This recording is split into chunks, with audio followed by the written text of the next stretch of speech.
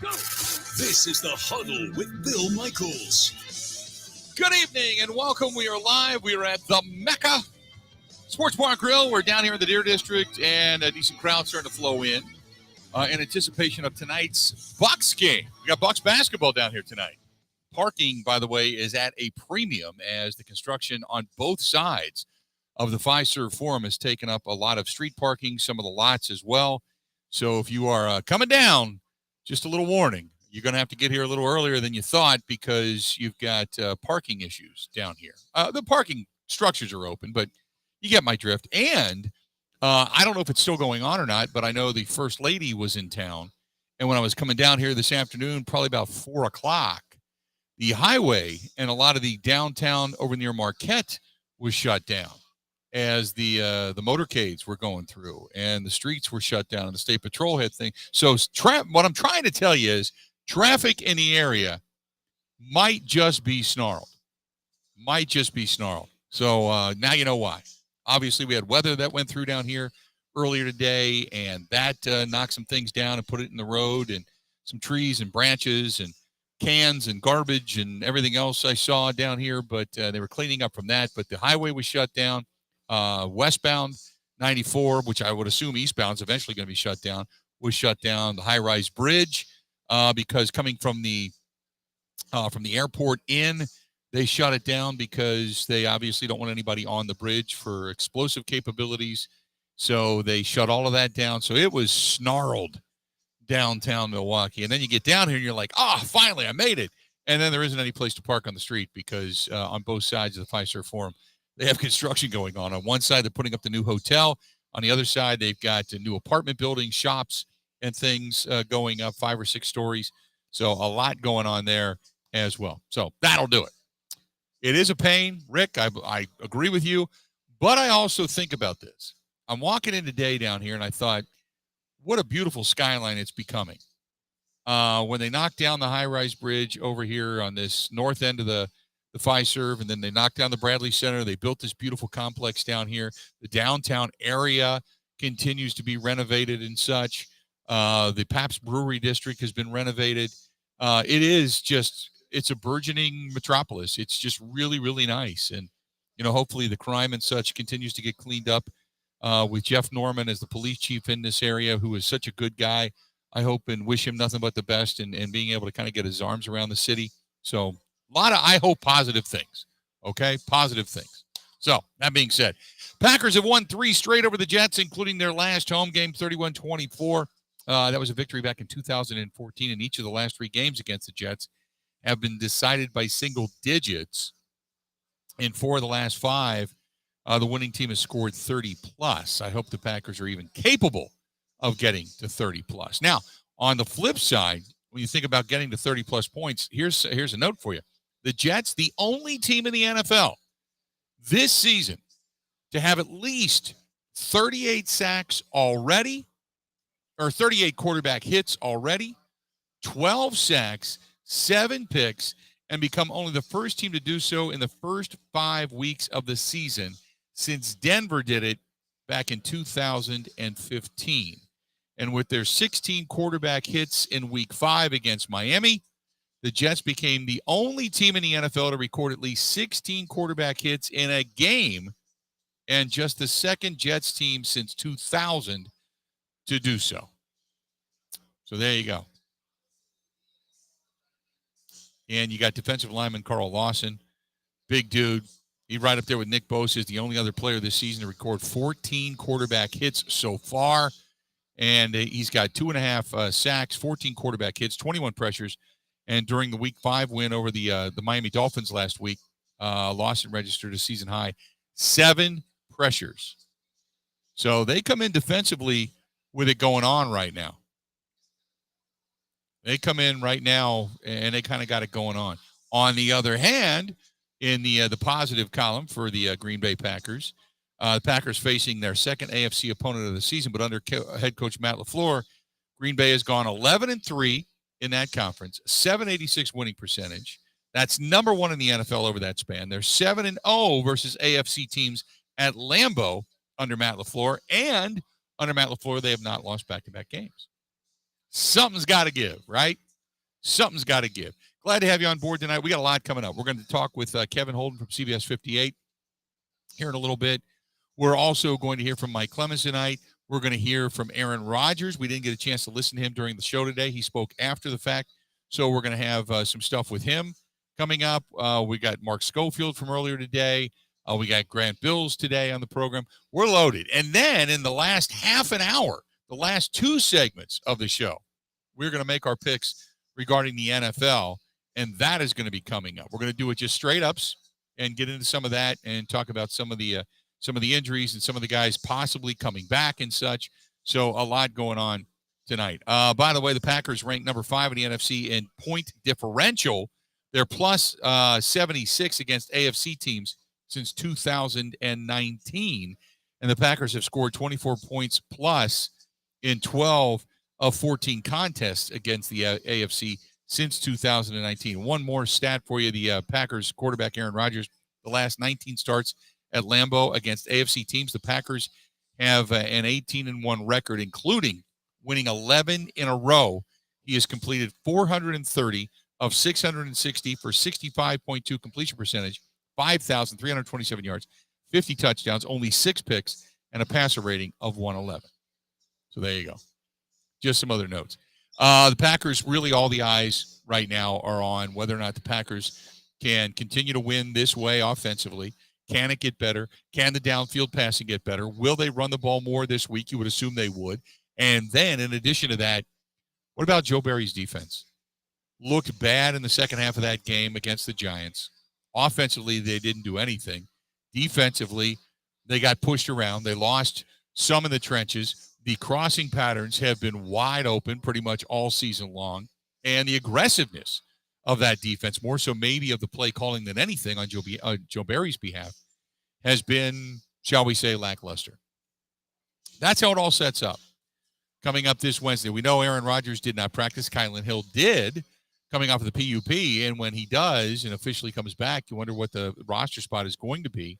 And does that mean the beginning of the end for Amari Rodgers, who, as a third-round draft choice, you'd like to see him stick around. You'd like to see him be able to catch him, but he hasn't.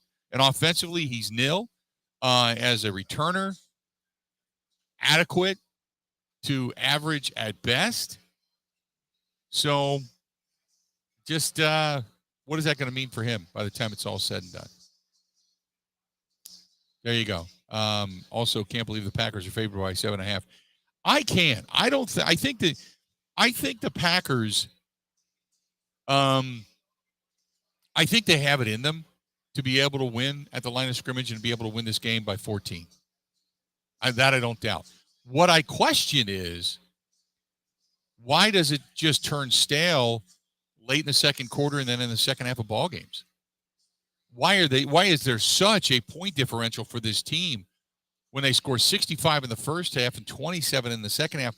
What's the problem? Why is there such a big point differential between the two halves offensively for this team? I mean, that's something legitimately Matt LaFleur is going to have to address. Is this team just incapable when defensively other teams make an adjustment, try to do something different? If the Packers aren't scripted, do they abandon the run? Do they abandon what works too quickly? Do they get rid of that? So we're going to talk about all of that coming up tonight. Like I said, Kevin Holden, CBS 58, going to be joining us coming up here in a little bit. And then you got Mike Clemens going to be here. Grant Bilse going to be here. We're going to hear from Aaron Rodgers. In the meantime, the Jets, when you talk about the Jets and their secondary, they're going to challenge Green Bay's wide receivers. Through 5 weeks, the Jets have 7 picks and 23 passes defended, and those picks have come from 6 different DBs. For comparison's sake, the Packers have 7 total pass breakups and only 1 pick in 5 games. That's kind of atrocious, isn't it? That's not good if you're a Packers fan. And when you look at I know this was something that the Packers wanted to work on this year, defensively speaking. They wanted to work on becoming more aggressive, fumbles, picks, punching the ball out. It seems like right now the mantra of this team is don't let anybody get behind you. Screw everything else. Don't let anybody get behind you. That's not aggressive. That's not getting it done. And we've seen it. And you get a really good offensive team that can throw the ball, and you don't get that 4-man front or 5-man front pressure because they don't bring much after that. You don't get a lot of that, and then you're putting guys on an island with crossing patterns that are wide open. You don't have right now the settlement, if you will, at the middle linebacking position to consistently cover. Quay Walker is not the best of run stuffers. He can go sideline to sideline and drag you down, but he's still learning. I'm not saying he can't do it. I'm just saying right now he's still learning, you know? And you're doing a lot of zone, just trying to keep things in underneath and in point, on point. It's not an aggressive style of defense. It's not, unless that's the mandate right now. Hey, just go out and just keep everything in front of you until everybody learns it. But this is the majority, short of Quay Walker, this is a group that's been playing together since last year. Right? I mean, everybody's been in this system now for a year. You should know it. I mean, there shouldn't be any questions about it. Savage, Amos, Jair, although he was limited last year because he only played in a few games before getting hurt. Stokes, Rasul Douglas. Rasul Douglas thrived in his thing. What do you have, 5 or 6 picks last year coming over in a short period of time? They're not sniffing the ball right now. They're not sniffing it right now. Through 5 weeks, the Jets have 7 picks. Through 5 weeks, the Packers have 1. 1. That's it. That's it. Something's not right up in Green Bay. And, they have not played. When you talk about you've only got 1 pick, okay, now you played Tom Brady. Okay, I can go along with that. You played Kirk Cousins. Okay, I can go along with that. Bailey Zappi, Daniel Jones. You can't throw something at them that confuses them? You get after these guys. You don't sit back and wait. You don't give them open passing lanes. What the hell is wrong with Joe Barry? But that seems to be what they're doing. So we'll see if maybe things change. I would love to see, and this one's from Kathy, who says, what do you want to see on Sunday? I would love to see, Kathy, a fire lit under some asses. And I'm not talking about the players, because the players want to win and want to play, and they go all out. I'm not questioning the players. I'm questioning coaching. Let's do it. You'd rather go down swinging and doing anything and everything you can and unleashing fury than sitting back in soft zones and trying to keep things in front of you and craptastic just again and again and again. Let's go downfield. Let's abandon what we do well to try to do something different. I think this is the loss over in London might have been the come to Jesus meeting. So hopefully it is. Hopefully it is. 877-867-1670, 877-867-1670. If by chance you got something to say, great. Otherwise, we got a lot coming up. We're going to talk with Kevin Holden from CBS 58. He's going to be joining us. And then coming up a little bit later on, Mike Clemens is going to be here. And then after that, we're going to talk with Grant Bilse, but we're going to hear from Aaron Rodgers as well. And then Ben and I are going to make some picks coming up here, bottom of the hour. I know Ben's going to be out of it. Philly started at 6:30. They pushed that game back today by more than a few hours because they had rain at Truist Park down in Atlanta. So all that coming up. Stay tuned. A lot more. The Bill Michaels Huddle. We are broadcasting live down here at the MECCA Sports Bar and Grill. Give you a shot downstairs as fans, Bucks fans, maybe even a few Brooklyn Nets fans, not many, but Bucks fans starting to kind of trickle in a little bit. Game coming up a little bit later on. They were here earlier, had a pretty decent crowd. The Deer District, not full like a regular season game, but decent. So got a few people down below hanging out. We're up top in the kind of the crow's nest, if you will. But come on by and say hi. Enjoy a beverage or two. Enjoy a Bud Light. We are brought to you by Bud Light, the official beer sponsor of the Bill Michaels Sports Talk Network. We'll be back right after this. Let we go. This is the Huddle with Bill Michaels on the Wisconsin Sports Zone Network.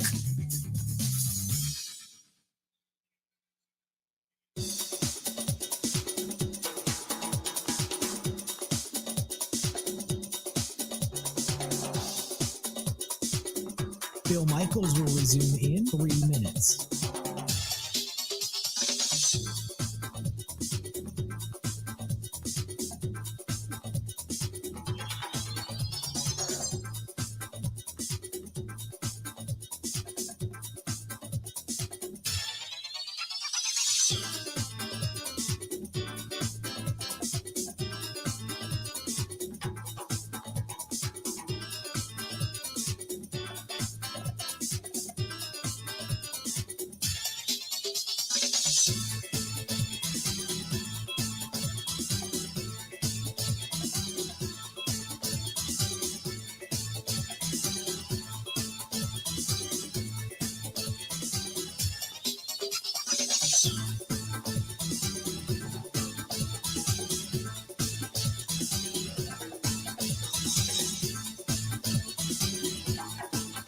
Bill Michaels will resume in 2 minutes.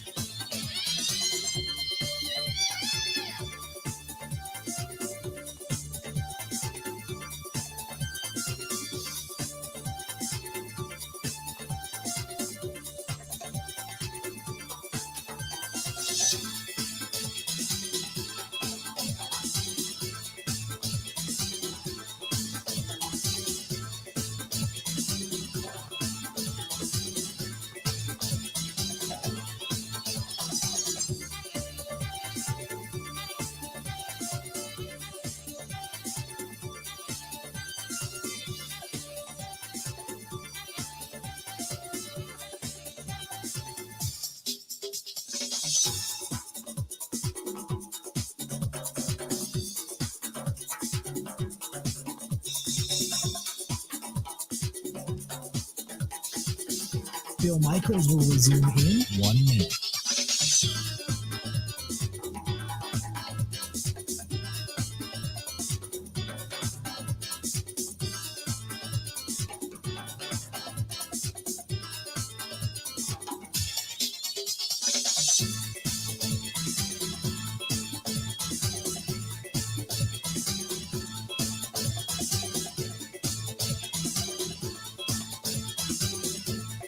Bill Michaels will resume in 30 seconds.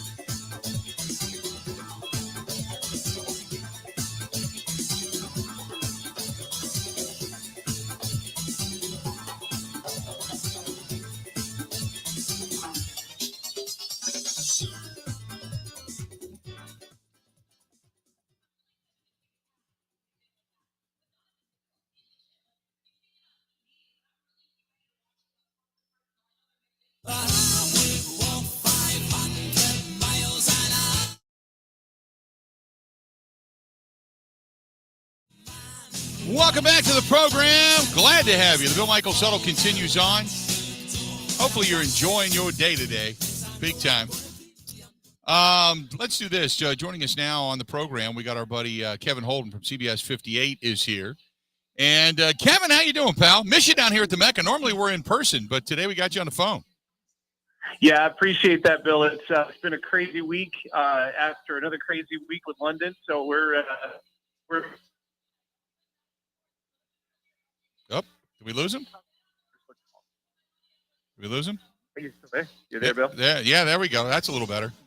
Okay, so let's start off with obviously losing some time and going to London and that trip. On one hand, Kevin, it was a great experience. It was great to spread the word regarding the NFL and the Green Bay Packers, but they went and lost in something that not a lot of us thought that they would end up doing. And so you tell me, how detrimental do you think that loss was? I think, there are a couple of things with it because there is an emotional investment in a game like that. The long travel is part of it. The chance to play on a little different stage than normal is part of it. But I also think, the Giants are a team, an up-and-coming kind of team. They're having a really strong start to the year. And I think that maybe the detrimental part for the Packers is if that's a game that you're going to struggle with, then there are other teams down the stretch that you'll struggle with too. In the NFC, there's some good teams. It's a pretty deep conference right now. So it won't be the only time that'll happen to them, which is unfortunate. And also I think they're still feeling their way in terms of, run versus pass. And, when you give the ball to Aaron Jones and A.J. Dillon and what situations and how much do you depend on them? Like there's still an identity that was not located in that game. I think that's the thing that stings the most long term is it seems to me they're still trying to find that identity. So defensively, we were talking about the defense and how it's kind of looked soft. For lack of a better term, it looks soft. They're playing off the crossing patterns over the middle have been wide open, and they have not been stout in certain areas. Give me your thoughts on the defense thus far, because it's not like they've got a lot of new guys that don't understand it. It just seems like they're playing soft.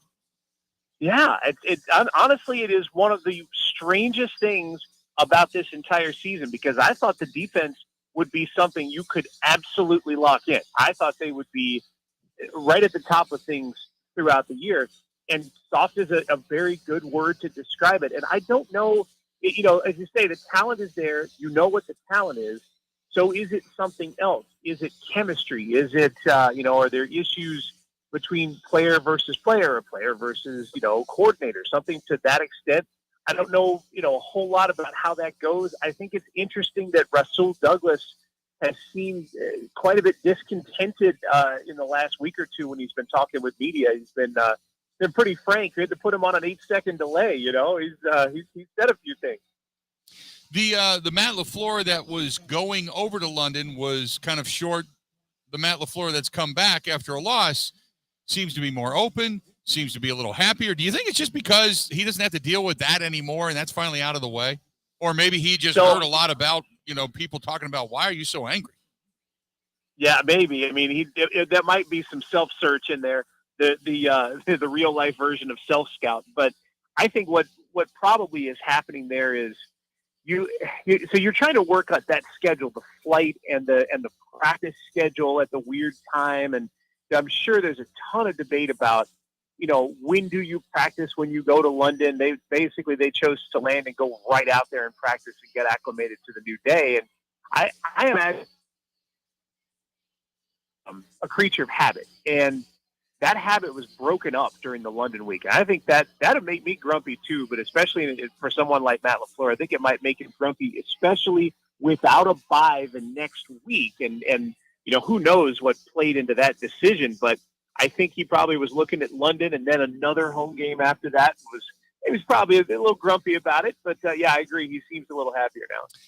I said earlier this week that I don't think the Packers offense can be fixed, but it can be better, because I don't think you're going to have a Devontae Adams type of player walking through that door. Even if OBJ ends up in Green Bay, it's still not Devontae Adams. So you tell me, how much better do you think this offense can get with time? Time and development of young players is going to be the entire scope of how much better they can be. Like their upward path is based strictly on the upward path of Romeo Doubs and Christian Watson at receiver, because if those two turn into, in their first year, if they're able to bring them along and make them even passable options, like good options in the passing game, then it all opens up. And it does make it easier than for the ground game if you've got those options that defenses have to stay honest and they have to make sure those players are guarded. It's a different scenario, though, when you're talking about dudes with literally 4 or 5 games of NFL experience. There's nothing that can fix that other than just reps and time and a whole lot of listening to Aaron Rodgers. And that's, again, you talk about identity. By week 14, if they're set with those two, if Dobbs and Watson are flourishing by week 14, then this team has got its identity and it looks great. If they're not flourishing, I think they're gonna have trouble moving the ball at times, especially against teams that stop the run. Kevin, the Packers offensively have not been, the downfield shots are somewhat non-existent, but everybody feels anyway that they can still win a Super Bowl by running the football, and I don't want to say dinking and dunking, but just kind of doing their thing and spreading the ball around to everybody they have. Now, I think right now you need Christian Watson. You need him to become more involved. You need Sammy Watkins back. You need all hands on deck. I tell you what, you get an injury to a receiver or two, God forbid Alan Lazard go down or Randall Cobb go down, who's having a hell of a season. That would almost handcuff or really kind of bring to a grinding halt the passing game of the Packers, wouldn't it? Yeah, it's the truth, Bill. And the weird thing about it is I didn't know that would ever happen in Aaron Rodgers' tenure as a quarterback. There was a time when he would bring along, every year, 3, 4, 5, 6 guys, these options in the pass game, and he would make it look easy enough that you got used to the idea that they would never have, if someone got hurt at receiver, it's all good. You've got depth to fill it in. And we reached a point where that receiver depth got so thin with, and it goes back to, Marquez Valdes-Scantling and, these other guys that left in the off season. That's where they are now. They don't have those guys anymore. So yeah, one injury can upend what they're trying to do. Rodgers is still, he's aging, but that mind is still sharp, and it's going to win them a couple of games, even with the receivers that he has. But you're talking about the difference between a team that can make the playoffs and a team that can win the Super Bowl. That's where it is. That injury would take them from potential Super Bowl contenders as a ceiling to 10-7 and making the playoffs and losing in the first round. It's a big difference. Talking with Kevin Holden, CBS 58 at 321Q Kevin over on Twitter. The bright spot that we can talk about if we want to talk happiness has been special teams. Mason Crosby 6 for 6. The kick return protection has been good. Punting has been good. The only thing they haven't done is really break one open in the return game, whether it be kicking or punting for the most part. Talk about that, because it looks like Bisaccia, at least knock on wood for the time being, has things kind of shored up in the coverage game. It's the truth. And man, how many years in the past would people have done anything to get one good game, one playoff game with this special teams unit, as opposed to the one that's cost them in the postseason a couple of times recently? Like, that is a portion of the game that can affect a huge game. And if it stays the way it is, that's a huge boost for the Packers. I think the number one thing that comes out is you hear when you have a charismatic type coach that players love to play for this coach. And then sometimes the results still don't come. Well, it's obvious to me the players love to play for Rich Bisaccia, and they're getting the results. That's a guy who's getting it done on both ends. And man, it's been a long time coming. Like, somewhere Ron Zook is just shaking his head and looking at this. Oh my God, a torturous name from the past. Thank you. And plus, I remember every time I hear Ron Zook's name, I keep thinking of that loudspeaker with that headset he had on at practice, screaming and yelling at people, because every other coach could just yell names. He had to have a loudspeaker system to become annoying too. So when I think of Ron Zook, that's what I think of. Hey, tell me who wins this game this coming weekend and why. Packers win it. They're going to be back home. It's going to feel nice after disruption with London. They'll be able to get back into their routine. And I do think that when they've been faced with the idea of needing to feed the ball to the running backs more, they actually do it. In other words, when the adjustment needs to be made, they pay attention, they see it, and they make the adjustment. And so I think it gets back to what we expected the Packers to be this week. Ground game does its job. Aaron Rodgers is, a factor, but not the overwhelming factor, and defense makes enough plays to pick this up a win. I think it's a win. Kevin, always good, my friend. Go back to doing what you're doing, and we'll talk again real soon. I appreciate it, okay? Man, yeah, I got a big chicken sandwich about to come in here. So, this thing is going to get nasty in a minute. Bill, thanks for having me on. All right, buddy. Talk to you soon. There you go. Kevin Holden, CBS 58, joining us for a couple of minutes over on the hotline. We certainly appreciate his time. As always, when we come back, Mike Clemens, who was in Green Bay. Mike hanging out up there all week long, welcoming the Packers back into town after the trip to London.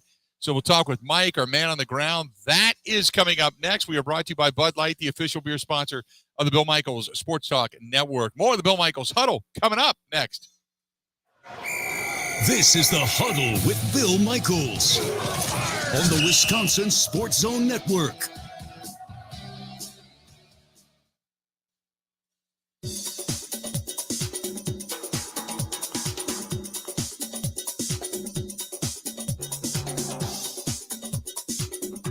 Bill Michaels will resume in 5 minutes.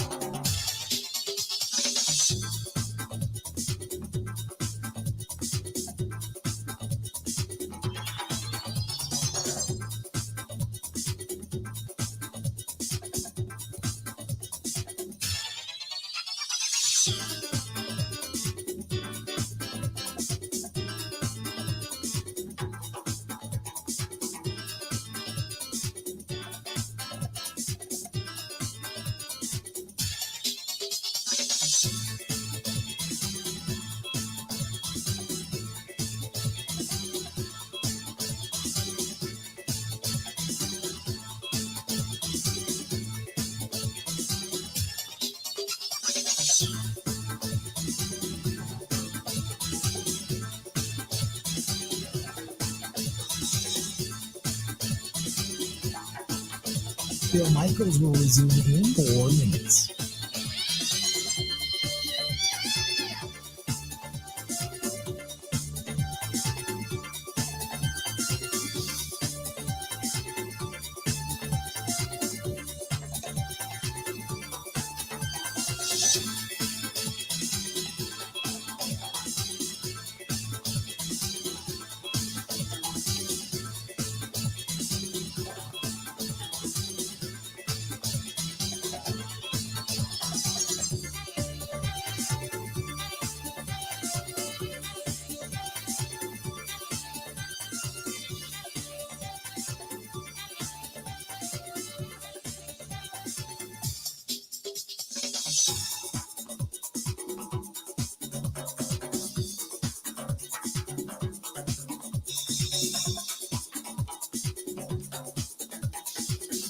Bill Michaels will resume in 3 minutes.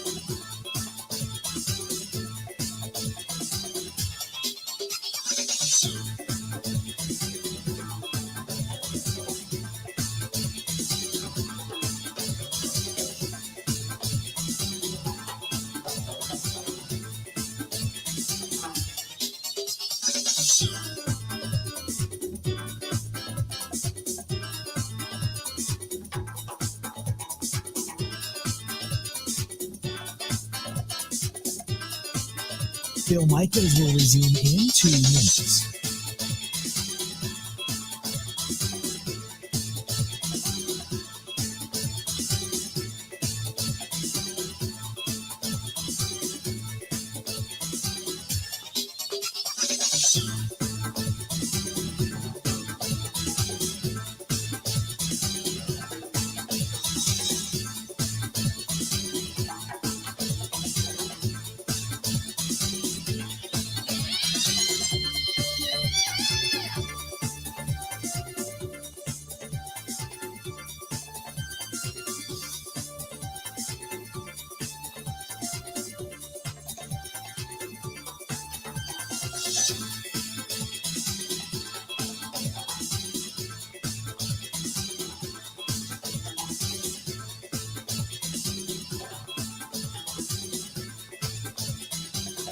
Bill Michaels will resume in 1 minute.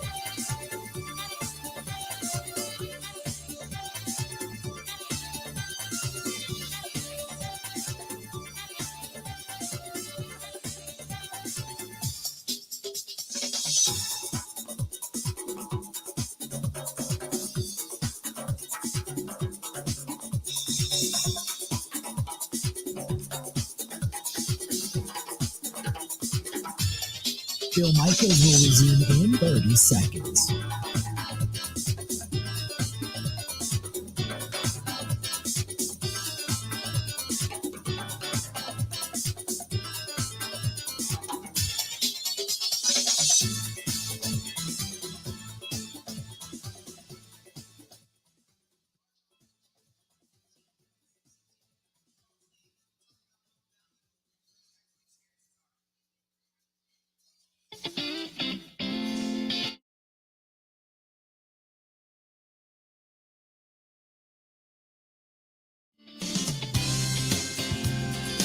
Good to have you. Welcome back. It is the Bill Michaels Huddle. We are brought to you by our friends at Bud Light. They are the official beer sponsor of the Bill Michaels Sports Talk Network. Glad to have them on board again this year.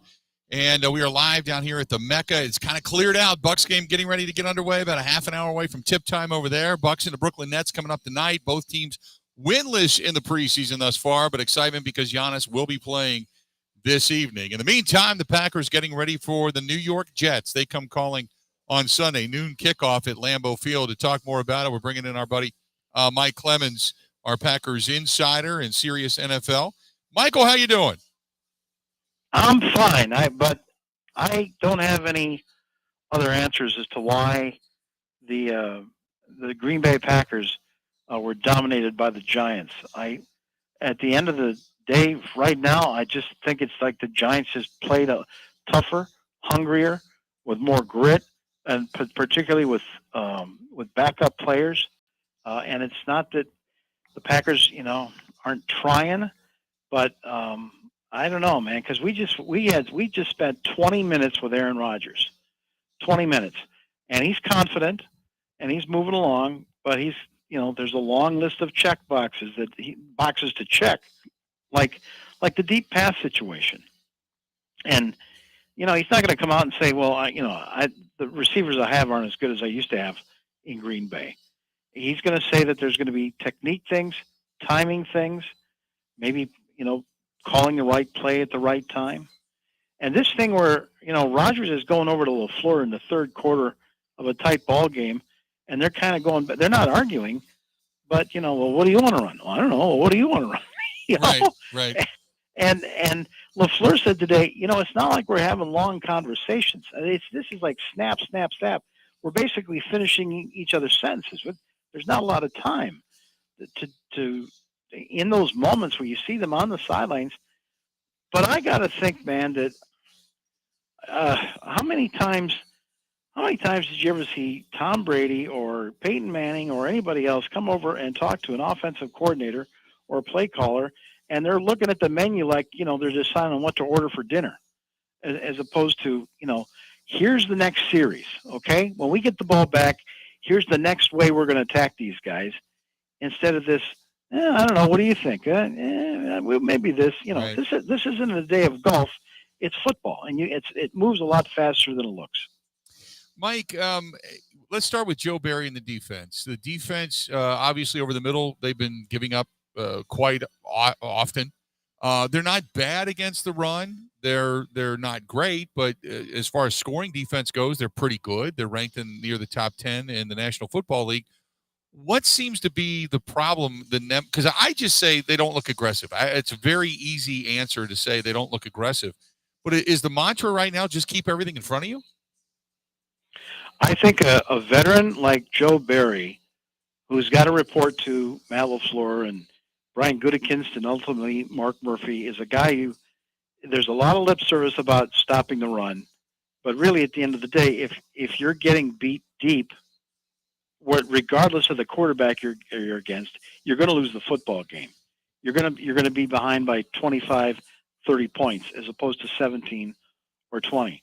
And so these guys talk about, a run game, but Joe Barry just will not take these chess pieces off the board like a nickel defense, a dime defense.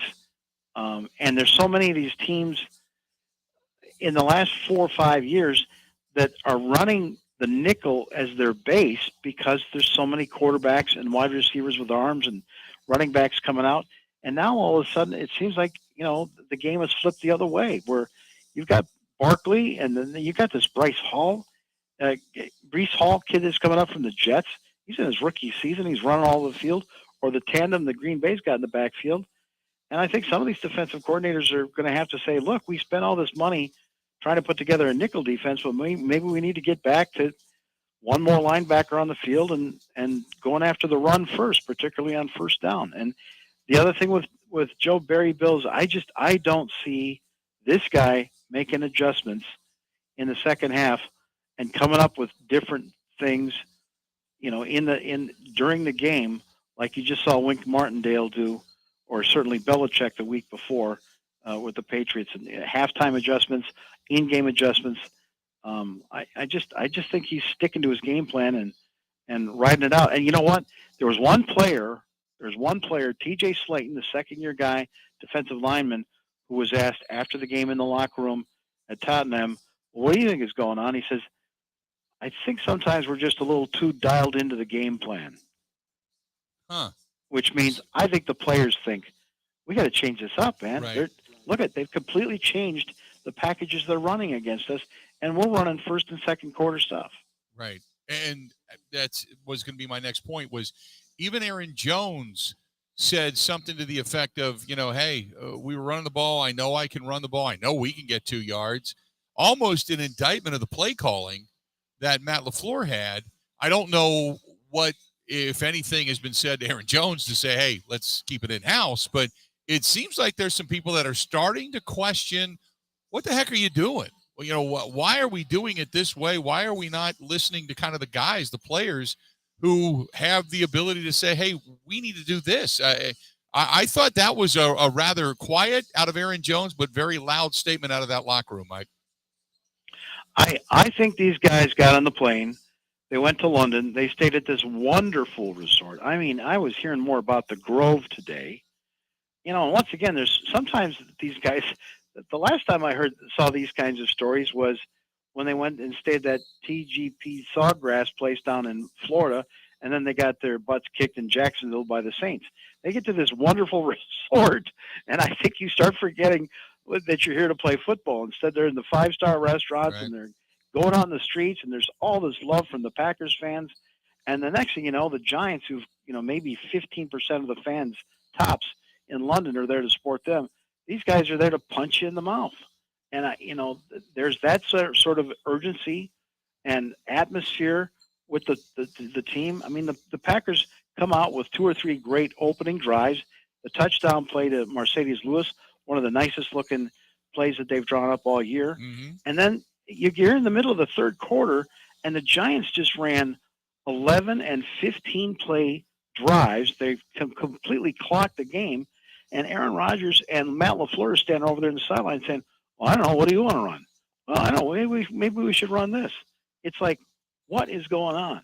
And one other thing, I'm trying to find the right moment to ask LaFleur, because, again, he's been a little testy the last 2 or 3 weeks. But, as a head coach, when you're in play 7 or 8, when the Giants have had the ball now on their 7th or 8th play and they've just moved the chains again on you, and in the second drive, is there a time where you just say, time out? Time out. Right. And I know you usually save timeouts because, oh, God, we don't have the right matchup. Let's call the timeout now. Do you just call a timeout just to screw with the momentum? Just like when you try and ice the kicker? Because one time I saw that, and it worked really well. And the Packers were playing this team, and they had been dominating through 3 quarters. And finally, the opposing head coach just said, time out. And he brought over his quarterback, and they just had a long talk, and they maybe talked over the next 2 or 3 things. And it was different. It was different because I swore that when that coach called for a timeout, he was just trying to shift the whole momentum of the game. They came back. They ran a great play where they picked up 15, 20 yards, 2 or 3 more plays. They scored. They got closer to within the lead, and they ended up winning the game. And that was Sean McVay who did that to Mike McCarthy and what turned out to be McCarthy's last season. Sometimes you, as a coach, you just got to call a timeout when you know that you're slipping and sliding, and you've got to shift gears on this game and come up with something different. And you know what? That's one of the things. That's a luxury, Mike, because this team this year, this particular game against the Giants, they didn't do it. But normally, how many times do we see timeouts called because the play clock is winding down on offense, and they've got 1 or 2 seconds, and all of a sudden they look up and go, okay, we got to call a timeout because they've wasted so many of them. Well, yeah, and then, I asked LaFleur about what was the deal with that play clock in the game against the Patriots. I mean, Parker scored on a touchdown, and Jim Nantz and Tony Romo are looking at their screens that everybody's watching at home and saying, wait, the play clock expired 3 seconds ago. What's going on? And LaFleur looked at me just kind of a wink like, yeah, somebody made a mistake there. Right. So it meant like either the field judge was off or the crews, connected to the scoreboard or whatever, something in the chain where those times was off. And I'm assuming that meant the Green Bay Packers were dealing with that somehow. Now they got another home game here at Lambeau. We'll see if some changes have been made. Back in the day, for whatever it's worth, Mike McCarthy would have cut you off on that sense. We've already filed a grievance with the NFL. Right. Right. So you got to hope the Packers did something to say, hey, everybody knows that was off. That even Rodgers was going to one of the refs and pointing at the clock because he thought he had 2 seconds left in the game before they went into overtime. Said the clock said I had 2 seconds left. No, game over. We're going into overtime. Mike, before we let you go, I wanted to ask this too because you already heard from Aaron Rodgers. We're going to hear that conversation coming up a little bit later on, but. The question was, and it was national, and so it was posed to me, but, hey, is this offense fixable? That was like the big question on Monday. And my response is, I don't think it's fixable, but I think they can get better at what it is they do. I don't think they're ever going to have an incredible downfield passing game. I don't think that's going to be a part of their weaponry this season. I think it's run, it's tight ends, it's, screens, bubble screens, crossing patterns, they can get the job done. But this whole thing about taking shots over and over and over again, I know you need to do it to keep a defense honest, but I don't see this thing getting any better. I just see it not getting fixed, but maybe it gets a little bit better. The thought I've had the last 2 weeks, Bill, is this. What's Goody think? Because, the fact is Goody can scout these guys. His staff can scout some of these players like a Romeo Dobbs. for 2 or 3 years and then use a 4th-round pick on him, and then he exceeds your expectations when he has great in OTAs, mini camps, training camp, and now, in these games. But the fact is there are so many new faces on the team again, and even dating back to last year on, you scout these guys, you watch your coaches train them during training camp, but you've got so many limited opportunities to really see them in full football contact that you're just as surprised on Christmas morning in September and October in these football games as everybody else. And I think that they see some things that they're pleasantly surprised at. I think that they're probably beginning to say to themselves, and some of these guys are going to take longer, or some of these guys are not as good as we thought. And one, for example, for sure, is this Amari Rodgers. Why is this guy not progressing? Right. Why is he not progressing?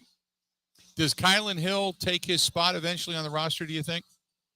Absolutely. He was doing a great job returning kicks. And, he had to suffer a torn ACL with a very vicious collision with the defender in that game against the Cardinals. Around here, they kind of thought he was going to be taken off the PUP in the last couple of weeks. It's not quite a year, I think, since he suffered that injury, but they'd love to get him back on the field because, Amari Rodgers continues to, right now, be kind of useless to them. Yeah, no doubt. Mike, good stuff. We'll talk again later in the week. Okay, pal? Thank you, Bill. Appreciate it. Appreciate it, bud. Talk to you soon. There you go. Mike Clemens joining us for a couple of minutes on the hotline. And good to hear Mike. Good to get his perspective. We're going to hear from Aaron Rodgers and some of that presser coming up here in just a little bit. So stay tuned for that after Grant Bilse in the top of the hour. We are broadcasting live. We're at the MECCA Sports Bar and Grill. We're down here high atop of the MECCA, as a matter of fact. The Bucks game next to the Fiserv Forum, which is right next door here in the Deer District, just got underway against the Brooklyn Nets, and it's one of the final games of the preseason for the Milwaukee Bucks. Both teams have not won a preseason game as of yet. So, had quite a few fans in here earlier, not nearly as many now as everybody went next door to catch the game. But that's what's going on down here. You can come down and get some Bud Light specials tonight, get some good food, hang out for a little while. Still got a lot yet to go. Hang in there. We are broadcasting live at the MECCA Sports Bar and Grill, brought to you by our friends at Bud Light. It is the Bill Michaels Huddle. We'll be back right after this. This is the Huddle with Bill Michaels on the Wisconsin Sports Zone Network.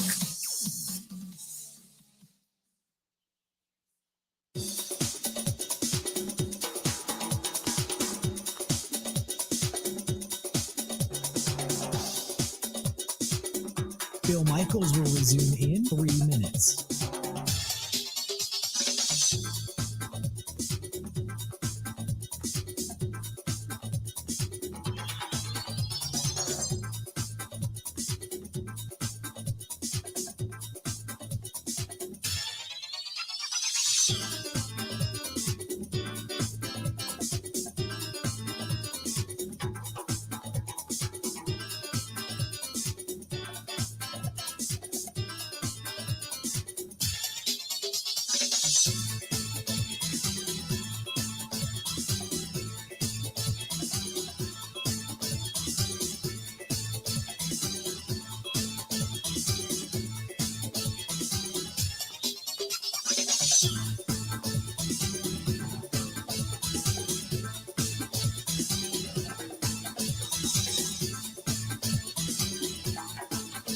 Bill Michaels will resume in 2 minutes.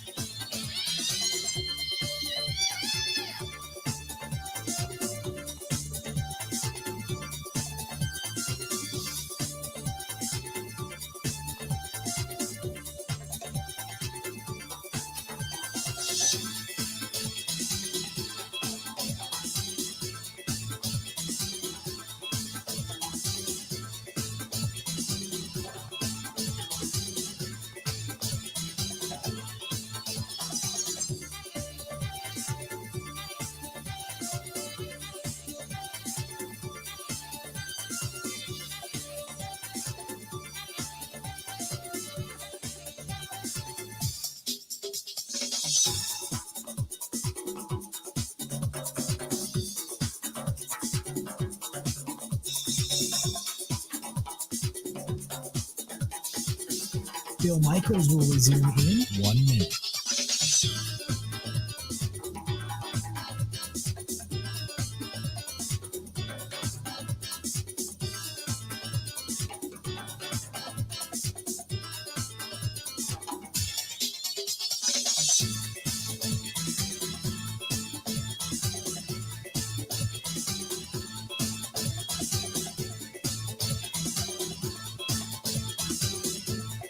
Bill Michaels will resume in 30 seconds.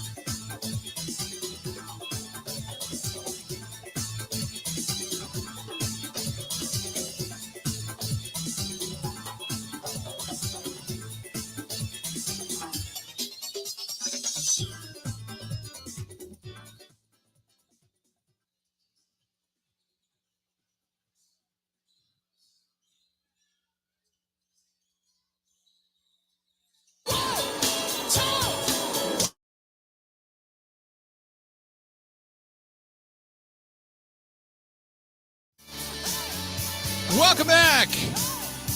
Broadcasting live. We are downtown. We're at the MECCA Sports Bar and Grill. We are, as you can look now, if you're on the Bud Light live stream, you can see it. Down below cleared out quite a bit after the Bucks got underway. Bucks right now taking on the Brooklyn Nets, and the Bucks are up by 3. But pretty good crowd in here earlier. It's a preseason game. You know, I think it's the Bucks' second to last preseason game of the season. So until they get everything going for real here, I think it's next week if I'm not mistaken. But the Bucks get it underway here in a while. Cool Fiserv Forum crowd. Not a ton of people down there tonight. It's not like a regular season game, so the crowd was a little bit less, but still, nonetheless, a pretty good night tonight. No one came out to watch Ben Simmons, Bill? No. Ben Simmons is just kind of hanging out and standing around. That's about it. Just pulled down a board. It's the preseason, yeah. So I would figure he would do a lot. Pulled down a board. That was about the extent of it. So at least he's there. You know, at least he's actually on the court, I guess, is the best way to put it. You got, which everybody's playing tonight. Kevin Durant, Kyrie Irving, Ben Simmons. It's like everybody's there. So they got their full complement. But anyway, that being said, hey, by the way, how are your Philadelphia Phillies doing at this point? Because down here, this is part of the Fiserv Forum and part of the Bucks deal. So when the Bucks are on, there is not and they've got TVs everywhere in this place. There is not one of them that has anything on but the Bucks. So well, that's the makings of a good sports bar. Yeah. I'll tell you that much. If there are TVs everywhere, they're doing something right. Phillies tied, bottom second, 0-0. Left them in on third last inning. Nerves are high. Confidence is low. Never been better. All right, there you go. The perspective from one Ben Kenny as he cheers for his team with a patience of skepticism. There you go. 877-867-1670, 877-867-1670. If you need to, give us a shout. We'd be glad to talk to you. Some news and notes out of the NFL. Sean McVay, the Rams haven't made an offer to OBJ. A lot of people talking about whether or not the Packers will be in on this after the wide receiver Odell Beckham Jr. tweeted Wednesday that the contract offer the Rams made to him wasn't reflective of his value.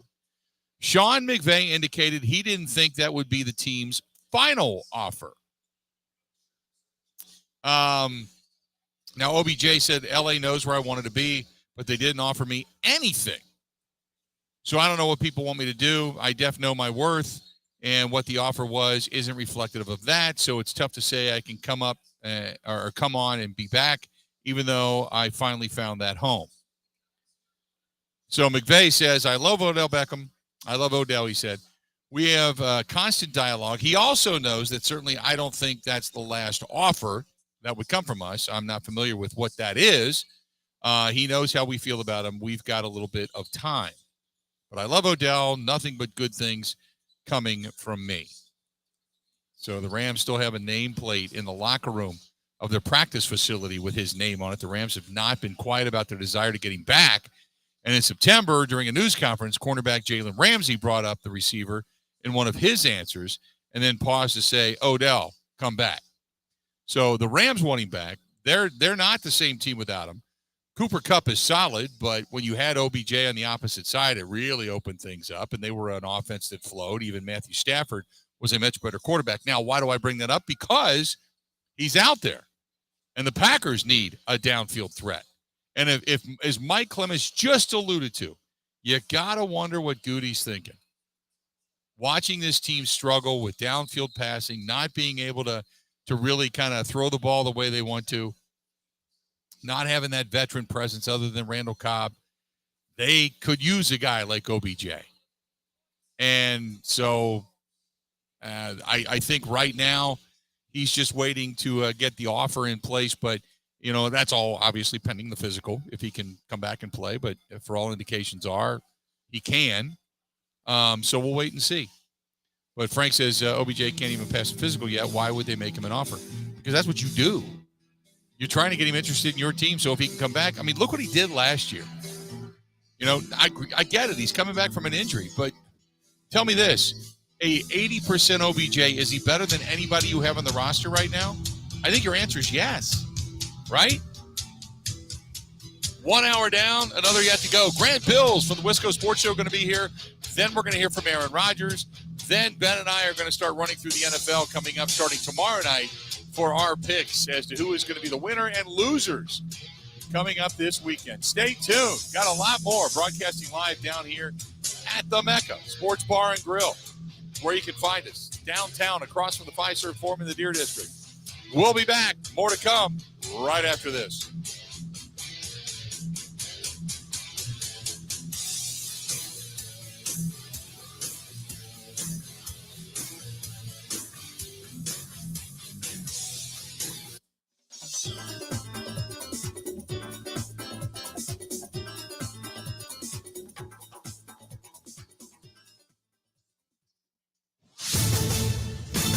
This is a Wisconsin Sports Zone update. Well, Aaron Rodgers did not practice today due to a thumb injury. He injured on the final play of the loss to the Giants on Sunday. However, Coach Matt LaFleur says they don't have much concern about his ability to play this Sunday against the Jets. As for his actual play on the field, some have been critical of Rodgers' decisions at the line of scrimmage, especially late against the Giants when he chose to pass instead of run the ball near the goal line. But LaFleur is not among them. I totally trust everything he does out there. We've had a lot of conversations. Hindsight's 20/20. When it works out, nobody says anything. When it doesn't, then you get a bunch of questions. And that's the nature of our game, and it is what it is. But I totally trust what he sees out there and what he's going to do with it. Rodgers wasn't the only player not to practice. Wide receiver Christian Watson also held out with a hamstring injury. Tackle David Bakhtiari limited in practice. Again, it'll be the Jets and Packers on Sunday at Lambeau Field. Kick is at noon. Turning to Wisconsin, they're going to head to Michigan State this Saturday to face the Spartans. Badgers may have found themselves last week with a 42-7 win over Northwestern that left them 3-3 on the year and just a game out of first place in the Big Ten West. Michigan State winless in the conference. Kick on Saturday is set for 3. Want to save even more at Fleet Farm? Well, now you can with Fleet Rewards. It's free to sign up, and there's no credit card required. Using Fleet Rewards is easy. Earn points every time you shop. Plus, get exclusive member offers, birthday and anniversary perks, free tire rotations, and more. Download the Fleet Farm app or create an account at fleetfarm.com/rewards to start earning points today. Fleet Farm, proudly serving the Midwest since 1955. Well, the Bucs are closing out the preseason tonight at home against Brooklyn at Fiserv Forum. Milwaukee 0-4 so far in the preseason. After tonight, going to turn their attention to the season opener 8 days from now in Philadelphia. With this Wisconsin Sports Zone Network update, I'm Zach Heilprin.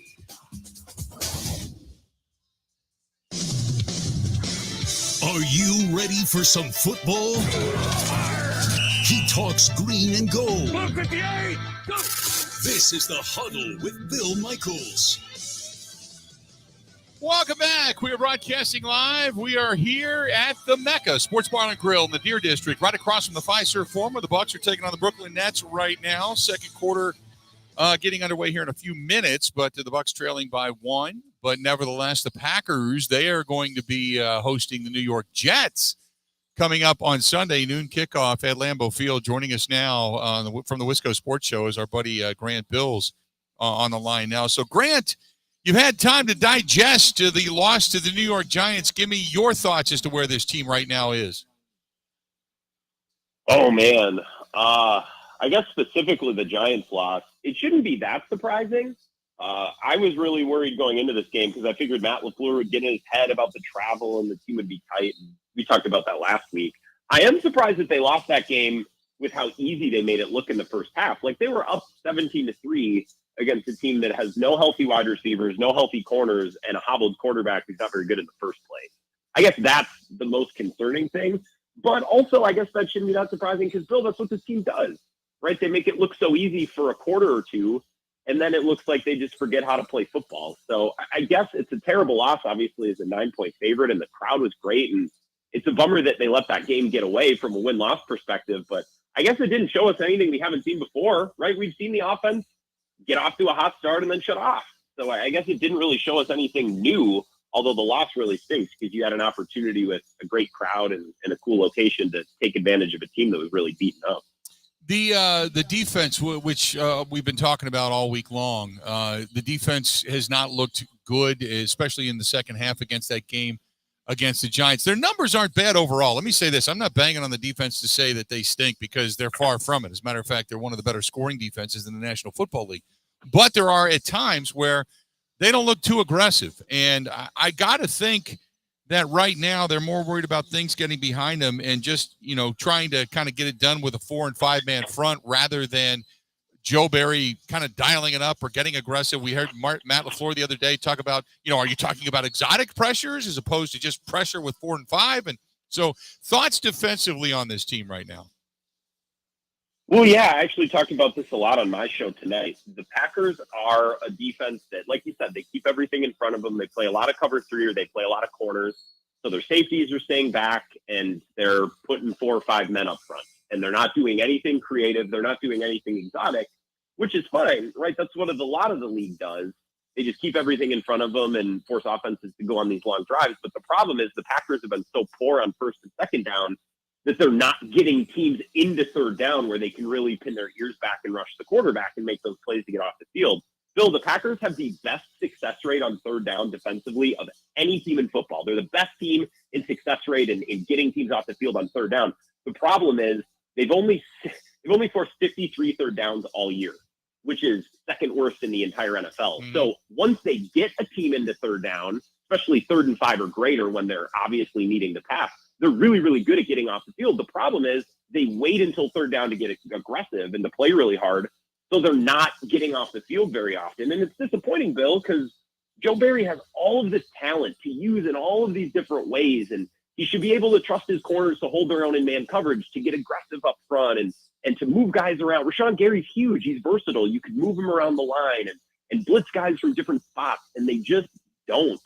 And I guess, Bill, like if they just run too high or they run quarters or cover 3 and they just run a generic no doubles defense, that's fine, right? That'll work. It's worked for the Packers in the past. The problem is they should be better than that. They've invested too much in this defense to just be just fine, right? And Joe Barry seems content with just being just fine, and that makes no sense. Offensively, Aaron Rodgers with the sore thumb.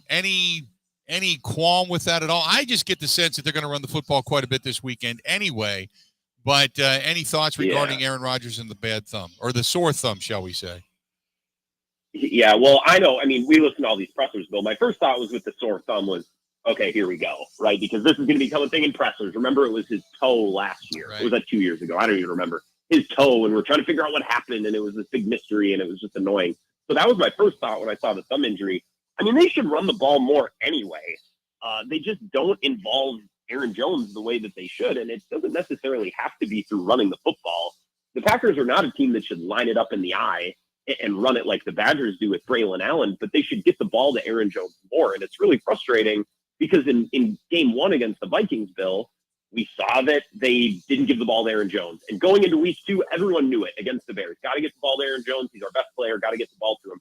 And that's fine. It's okay to forget about Aaron Jones once, but they've done it twice in 5 games. It's like, guys, he's your best player. You need to find ways to get him the ball. So I think they're going to do that this weekend. It might not be just giving him the ball up the gut. It should be in lots of different ways. You can line him up all over the place. You can move him around, right? That's what they should be looking to do. They should try to come up with a list of 24 different ways to get Aaron Jones the ball this weekend. It's not as simple as run the football, although that would have been a good start on Sunday. This is a team that needs to be able to pass. as well. So it's not just as simple as running the football. It's really coming down to getting Aaron Jones the ball. Do you have a concern regarding once you get outside of the first 20, 30 scripted plays or whatever, however many it is, 20, 25 plays, that this team just hasn't been able to do adjustment-wise what they need to do? The fact that the offense becomes relatively stale once you get into the second half of ball games. Yeah, I don't know. I was talking to Ben about this about an hour ago. We were texting back and forth, and everyone wants to talk about adjustments. Sometimes it's not about adjustments, right? Sometimes it's just about execution. This Packers team, the offense specifically, seems to be really sharp, and they play loose, and they play with confidence, and it looks like they're having fun. And then as soon as something goes wrong or they feel any sort of pressure, they just fold. And I don't know if that's through a lack of adjustments. I just think the team loses its way throughout the game, and they need to be brought back to center, right? They need to be reoriented. And that's really been my concern of a few, but my biggest concern about Matt LaFleur over this last month is when the team starts to struggle, when the offense starts to struggle and they get in a rut, he's standing on the sideline and he's a bystander, right? He doesn't know which buttons to push, or he seemingly can't jump in and fix his offense and get him back on track. And that's what's really frustrating. I don't know if it's a schematic thing or if it's an X's and O's adjustments thing.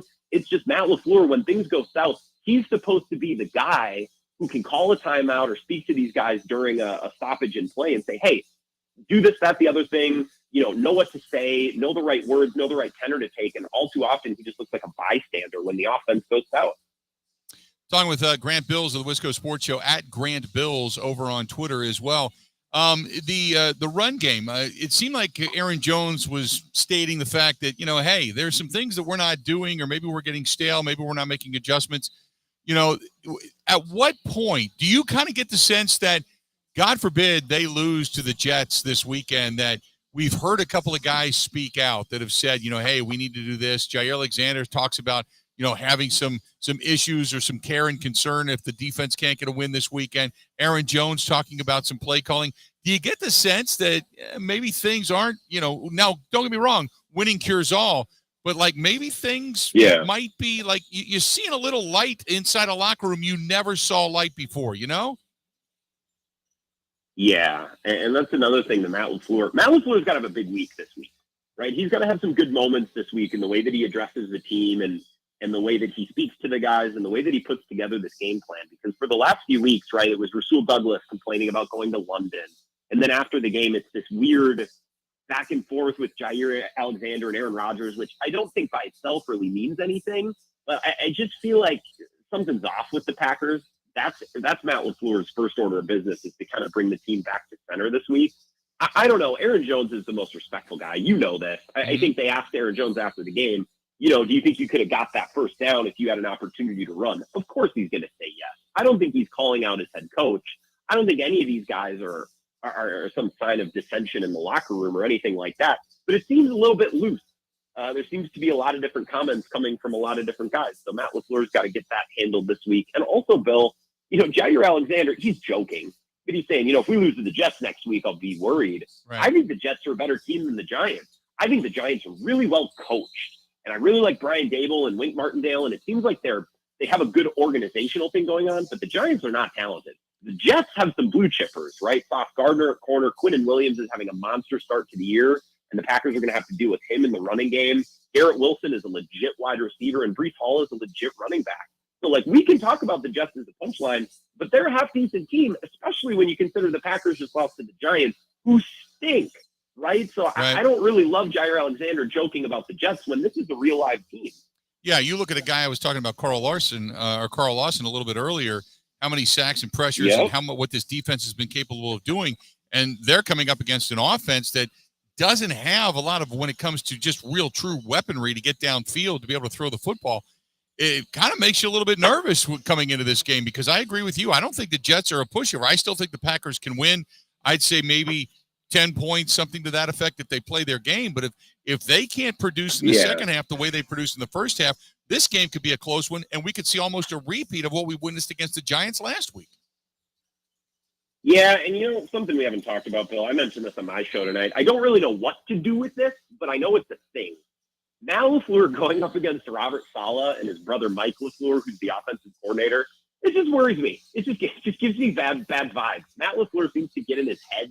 he got in his head with Shanahan, and I still think he does for the longest time. I know they beat the Niners in the regular season last year, and then obviously lost in the playoffs. And then going to London last week, I just think Matt LaFleur gets in his head, and I don't know why, but I feel like him going up against his best man, Robert Saleh, who is in his wedding, and his brother, who's the OC, I don't know. It gives me bad vibes, and I worry about that. I worry about our guy, Matt LaFleur, Bill, especially this Jets team is a live team. The Packers are going to be favored by probably a touchdown or a little more. I don't know. I didn't look today. So the Packers should win, but there's certainly a lot of worrying aspects to this game. This is going to be a real game this weekend. It should be a fun game. It's an uncommon opponent. The Jets are at Lambeau, Zach Wilson, and a lot of young talent. It's going to be a fun game. It should be, but there's certainly, a couple causes for concern on that Jets team, including their head coach. And I just hope Matt LaFleur deals with that better than he dealt with London last week. Yeah, I do too. And that's something that I don't know.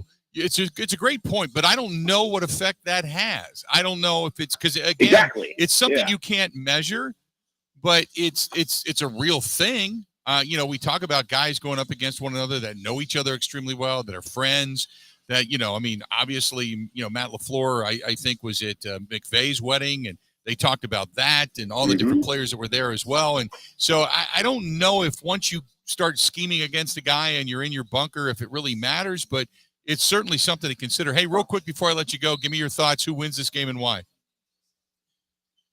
I got to pick the Packers. Let me think. I don't know. I think the Packers will probably make a concerted effort to come out and run the ball, like you said, which will eat a lot of clock. I have a feeling that it'll probably be a lower scoring game than the Giants, just my guess, because I think the Packers are going to run the ball probably even more than they should. So I think that'll keep scoring down. And I think this Packers defense is due for a very good game. If for no other reason, Bill, they're just due for a little luck.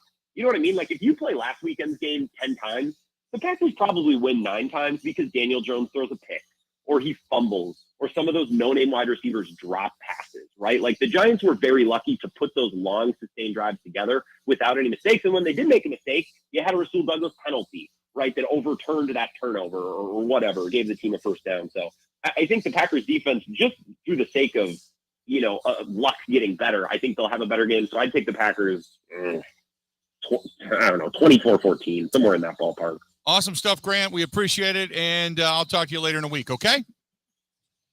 Thanks, Bill. Always Appreciate nice it, to pal. chat. Have a good rest of your show. You too. Talk to you soon. There you go, Grant Bilse of the Wisco Sports Show. You can find his stuff over on Twitter at Grant Bilse, Bilse. Find his stuff there. We appreciate his time on a Wednesday night for the Huddle, as well. Let's do this. We are broadcasting live. We're down here at the MECCA Sports Bar and Grill, right across the street, or right across the Deer District, the plaza, from the Fiserv Forum, where the Bucks are taking on the Brooklyn Nets right now. And we are brought to you by our friends at Bud Light, the official beer sponsor of the Bill Michaels Sports Talk Network. We'll be back right after this. Michaels.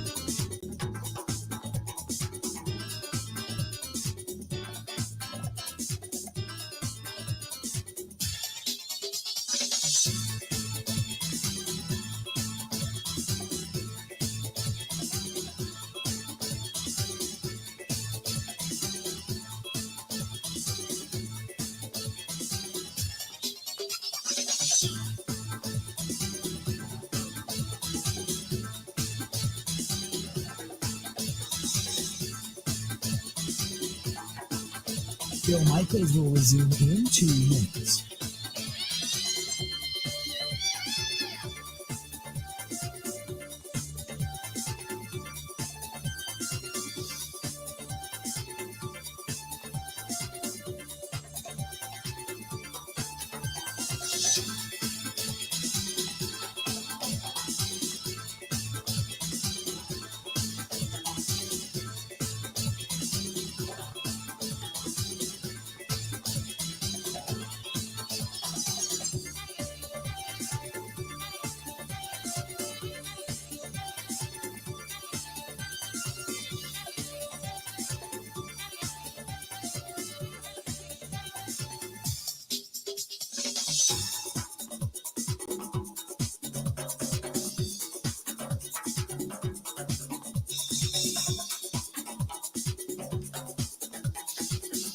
Bill Michaels will resume in 1 minute.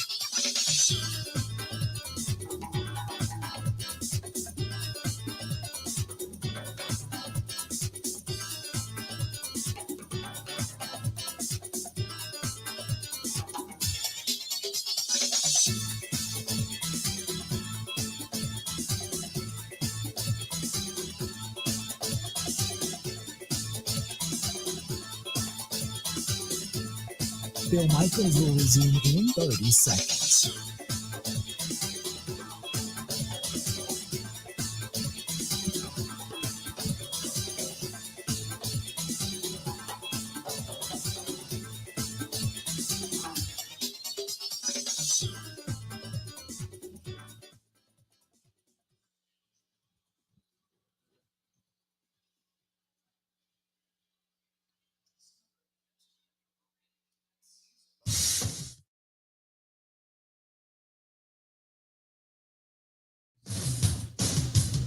Welcome back. We are live. We're at the MECCA Sports Bar and Grill. We're downtown Milwaukee in the Deer District, right across from the Fiserv Forum. Bucks and Nets going at it right now across the way. Meanwhile, here, the crowd that was here for the Bucks and Nets have gone into the Fiserv Forum. Got a few people sitting here watching the Bucks game. It's up on the giant screen TV. I don't even know how big this thing is, 10 foot by 20 foot or something like that. It's massive. Massive screen in here. But they've got that on. In the meantime, we're talking about the Packers coming up against the New York Jets at Lambeau Field this week. Another guy to kind of pay attention to is Corey Davis. Corey Davis has now got a reception of at least 20 yards or more in each game going back to week 2, and he's become a downfield target for the Green Bay Packers. So that's another guy the Packers defensively are going to have to pay attention to, is this Jets team is not the Jets team of old. They're pretty decent, as a matter of fact. Earlier today, Aaron Rodgers had a chance to meet with the media. I want to take a listen to parts of this at least. He did not practice today because he has a sore thumb. But this is Aaron Rodgers talking to the media a little bit earlier today. Aaron, how is your thumb and how are you doing? Yeah, thumb's all right. It was nice to get a day off today, do a little rehab. But, I'll try and get back out there at practice tomorrow and see how it feels and be fine by Sunday, I'm sure. You have a thumb. That's a good question. Yeah. There's, a lot of different modalities they got in there from, stem and laser, all these other contraptions they got. So it was, the whole gamut today with Nate in there. But it was good hour and a half session. Feeling better. Right when you came up, I saw you kind of shake it out a little bit. Were you concerned that maybe it was something worse initially? Well, I mean, in the moment, you're still kind of got the adrenaline going. Once the adrenaline wore off and got on the bus, got back to the airport on the plane, I knew that it was banged up a little bit. But it's gotten better since then every day. How many times this season, when you're in the pocket, his helmet's right where your hand is when you finish and throw? Does that happen a couple times a year? Is there things that you think about to try to avoid that? No, not really. I mean, there's some things that are out of your control. I broke my index finger in 2004 at a start. 2003 at a start against Illinois on a half roll, throwing a backside post, but my right guard was 6'8". That's just stuff happens, you don't plan for it, but I was able to play through it and finish the season. And, there's always those things that can happen. A guy goes up to bat a pass down, you might catch a finger here and there, but I've banged up most of my fingers on both hands, so kind of used to it. Are you able to tell, being used to it, if it will affect your throwing without actually throwing, or is that just something you're still going to find out? I mean, since Monday, I've just been working on my grip and seeing how that was progressing. But like I said, it's gotten better every day, and I'm going to try and get back out there tomorrow. Considering the way this defense was looked during training camp, has it surprised you at all that it's taken them some time to find their footing? I think they played pretty good for the most part. I think as a team, we've been inconsistent in all three phases at times. Haven't put it all together. But we have a lot of talent on that side of the ball. There's a lot of guys having really good seasons. We just need consistency in 4 quarters from both sides of the ball, I think. Why do you think it's been difficult to find that consistency, especially because in the past that hasn't been as much of an issue? I think it's always been an issue, but it's masked by certain things. When you're creating a lot of turnovers, that can mask complacent stretches in football games on both sides of the ball. We haven't forced a ton of turnovers on defense. We've turned it over 7 times on offense. Usually after 5 weeks, we're, anywhere from, low single digits to almost double digit and plus minus in the turnover ratio. We've been so good at taking care of the football for so long. So we got to get back to taking the ball away. And last game, we took care of it for the most part. Had a couple balls out, but we recovered them. But we got to, that can really kind of gloss over a lot of inefficiencies at times when you're creating turnovers and then getting short fields on offense. Hopefully it's better by Sunday, but with your thumb hurting, is it good to know that you have Aaron Jones, A.J. Dillon in the backfield? You have two of the best backs in the league there that you can hand it off to. Yeah, for sure. But I still got to be able to throw a little bit. But I feel good about the prospects of that. I mean, I've been blessed with big, strong hands all my life, and I expect to be out there throwing it like normal.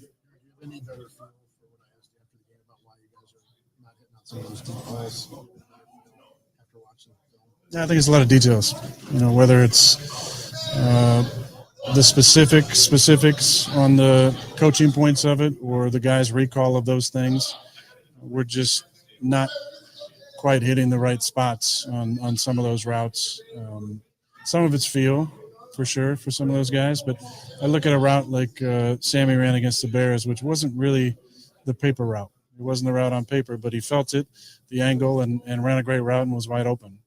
There's opportunities for some of those instinctual adjustments within a play that we can have. And if we get that, we'll probably start hitting those. Also, on a few of those, the timing's been off. We're making moves on 5 steps sometimes when it's 7-step timing, or the vice versa. We're making them too deep sometimes when it's quicker timing. So we just got to all get on the same page. Is the ball going consistently where you want it to go on those downfield passes? For the most part, yeah. Everything going on in Denver, I'm just wondering, you had so much more success your second and third year working in Hackett's system. Can you relate at all to what Wilson struggles right now? Is it just a tough offense to kind of get the hang of that you need time? Or it's tough when you've been in a different style of offense for sure. Hack's my boy. I love him. Not sure exactly what he's running. When he was here, we were running Matt's system.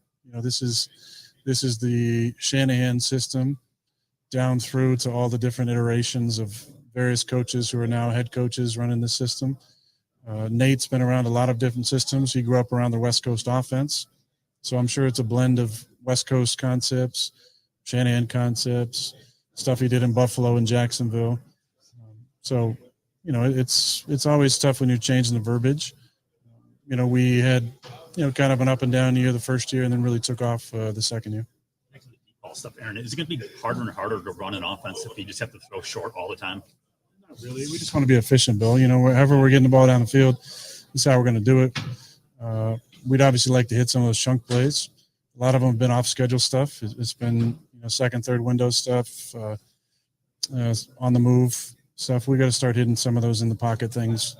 We get opportunities, but a lot of it's just been the little details in some of the routes. And you mean the receivers not being on the same page? I guess I'm just wondering, though, are defenses crowding you guys a bit more, knowing that you guys have completed a lot of the short? I mean, there's been a few games where there's a lot of too high.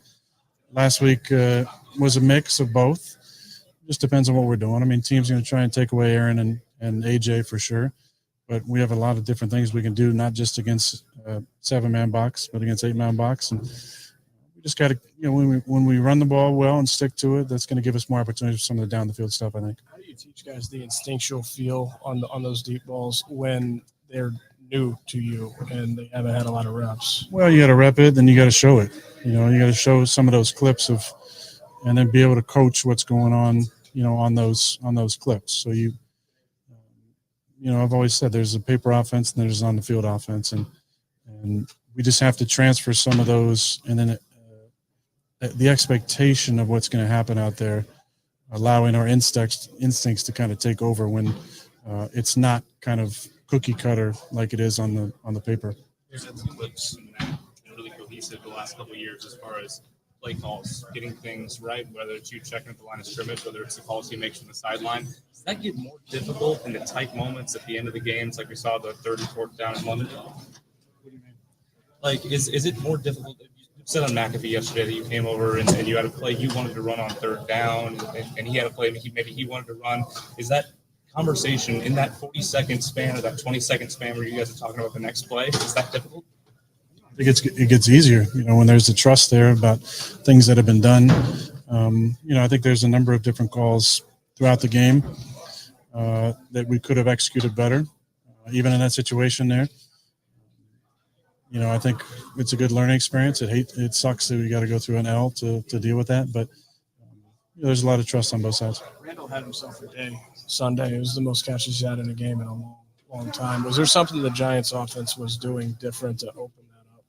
Not really. I mean, he got a ball on the scramble drill early to get him 40. He caught a toe tapper on the sidelines on a scramble. We made an adjustment that we talked about like on Friday, the 2-minute drive for explosive gain, and then the other ones were just run alerts mostly. So he's such a talented guy and can still do it. It's not like we're calling a bunch of plays for him. I think none of his catches were on calls where he was the designated number one on the play. We just got to it based on the look.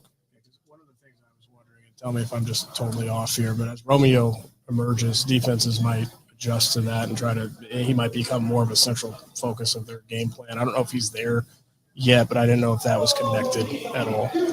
No, not really. I think it's the matchup. We like the matchup with him in the slot. And a lot of the stuff we had during the week was stuff over the middle of him and Allen and Bobby. Some of it we didn't get to. Some of it they played a little bit differently in the game. But as much as Cobby makes plays, a lot of it is not stuff where he's getting plays called for him. What do you have to do to make sure that your running backs get the touches you want rather than having these games where afterwards you're saying we should have gotten them? I think the important thing in this game is staples. You need to have staples in your offense. Does two things. One, gives you confidence in those plays when they come in, and two, allows the opponent to study those staples and you can run stuff off of that. We have some staples with those guys in the run game and some stuff in the pass game. And sometimes maybe that might take you away from it because you think people are working too much on it, but a lot of times it's good enough to go against a lot of different schemes and coverages. So it's just trusting that, in those RPO looks that we'll make the right decision and sticking with some of that 21H personnel stuff probably. There's defense. Oh, like this. You said yesterday to Pat that the standard is the standard. There's not much higher of a standard than 4 MVPs. How do you think you are compared to your standard, and what do you expect from yourself going forward? Well, I think I'm playing as well as I can at times. I expect that typical stretch coming up at some point where we get really hot. Hopefully it starts this week. But I think that's right around the corner. Frustrating when, whether it's the things around you or you. No, I've been around a long time. I played a lot of football, and I know this game, there's ebbs and flows to it, and it's not going to affect my confidence. Actually makes you over-communicate, I think, because you care about it so much and you want to have success. But I think we're real close to getting this thing going, and hopefully it starts this week. Their defense, Aaron, they got 7 interceptions. What have you seen from that group?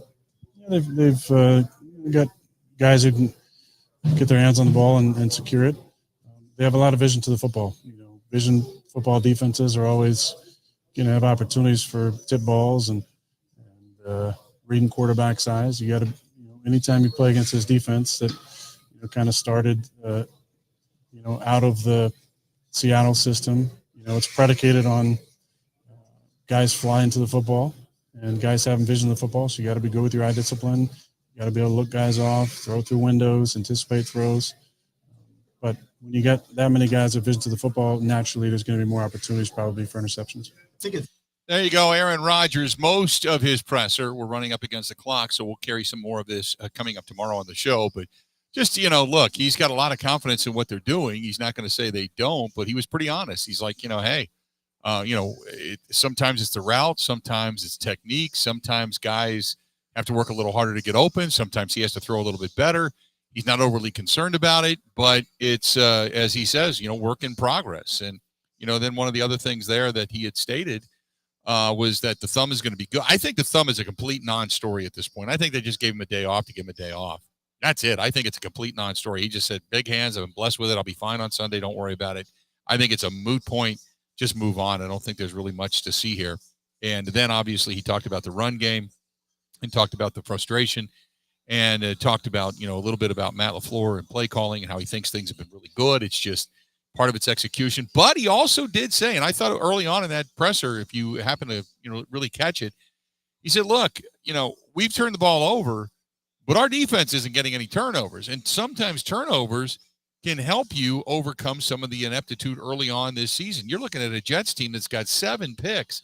You've got a defense that's got 1 turnover, 1 pick on the season. That's it. And they're decent with pass defense, but that's it. They're not really, they're getting off the field on 3rd down, but it's the fact that teams are racking up first downs on 2nd down.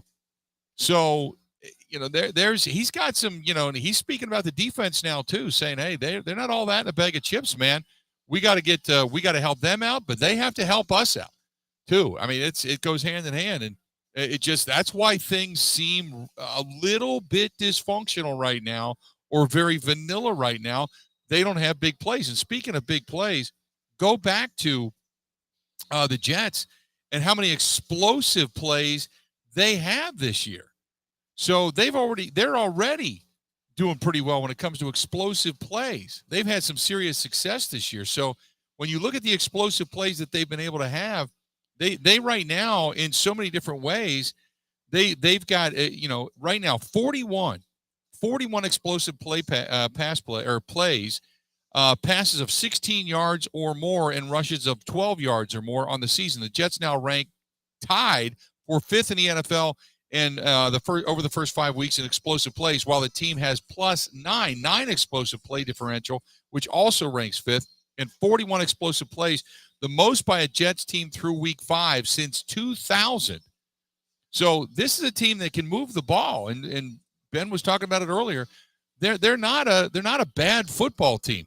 We're broadcasting live. We're down here at the MECCA Sports Bar and Grill. We're across from the Fiserv Forum in the Deer District. Bucks right now taking on the Brooklyn Nets over there. Over here, we're talking football. We'll be back. We got a lot more to get to. Now we're going to take a look around the rest of the NFL as we start to make our picks. That's coming up next. Let we go. This is the Huddle with Bill Michaels on the Wisconsin Sports Zone Network.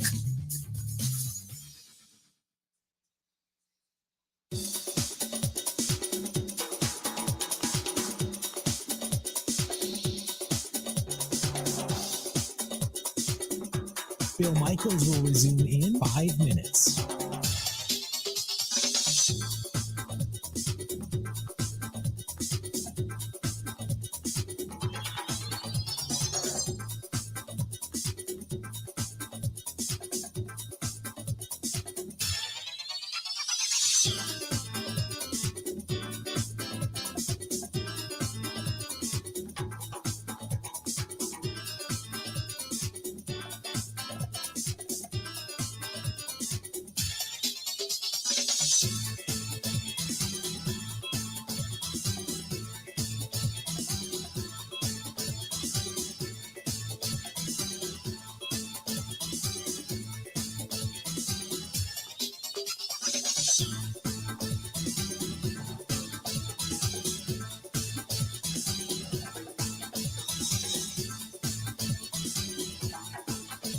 Bill Michaels will resume in 4 minutes.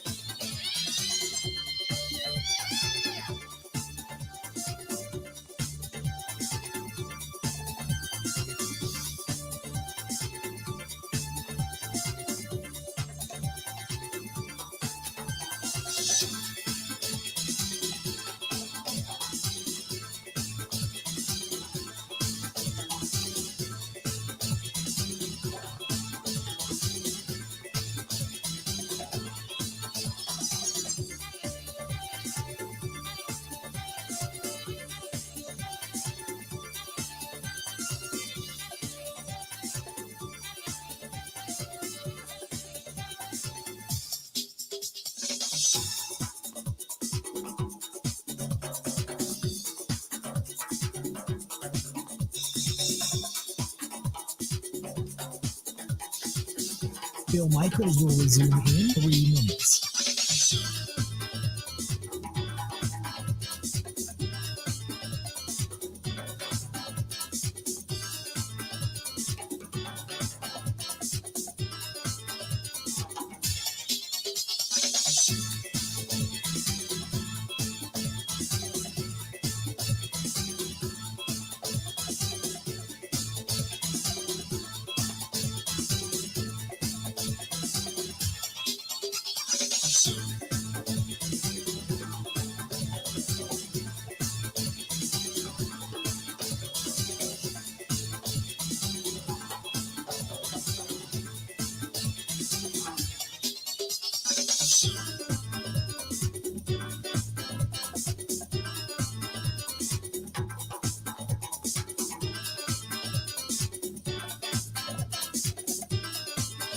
Bill Michaels will resume in 2 minutes.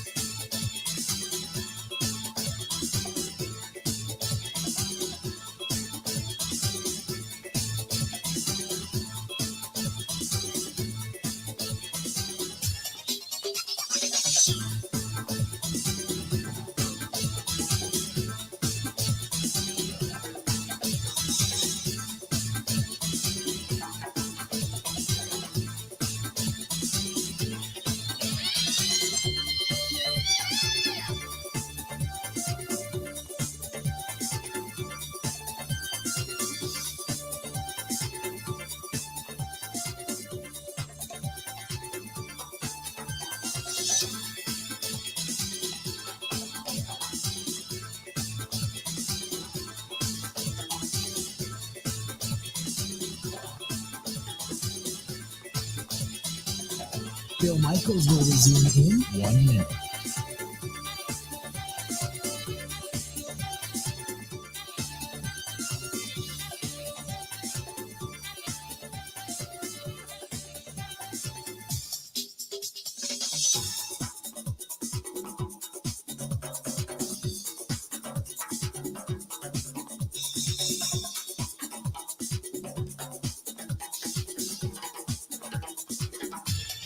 Bill Michaels will resume in 30 seconds.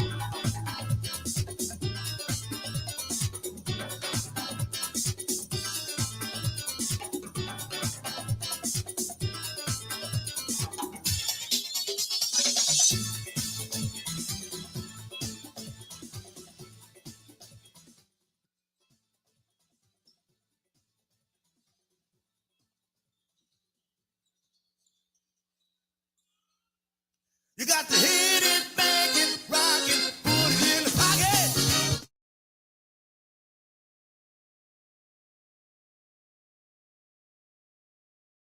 Welcome back. Good to have you. We are broadcasting live down here at the MECCA Sports Bar and Grill. Bucks game across the way over at the Fiserv Form's gone to halftime. The Brooklyn Nets up 56-51 preseason-wise. And in addition to that, you've also got Major League Baseball going on tonight. Some of the scores there, as I know Ben Kenny trying to hang on with every ounce of strength he has, as his Phillies and the Braves are scoreless at this point. Padres and Dodgers just now getting underway for the 2 games that are on the docket here tonight. In the meantime, games begin tomorrow night in the NFL. It's time to make some picks. So let's do this. Here we go. The Washington Commanders stink. The Bears stink. They're playing in Chicago. I don't know what's worse. A lot of things not good right now for either team, for lack of a better term. Washington, Ben, I got zero faith in the Washington Commanders. I have about the same amount of faith in the fact that the Chicago Bears have any real chance of doing anything. But Carson Wentz just figures out ways to look bad, for lack of a better term.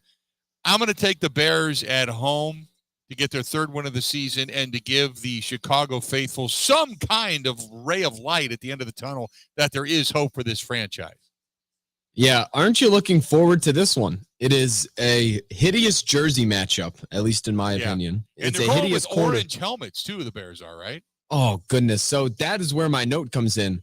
Did you know that this year in the state of Florida, it's their lowest crop of oranges, the fruit, since 1943. There's an orange shortage in this country. So my plan this week is to fade the teams that wear orange. If the Bears are going to wear orange helmets, it's hard because both of these teams have some shades of orange on them.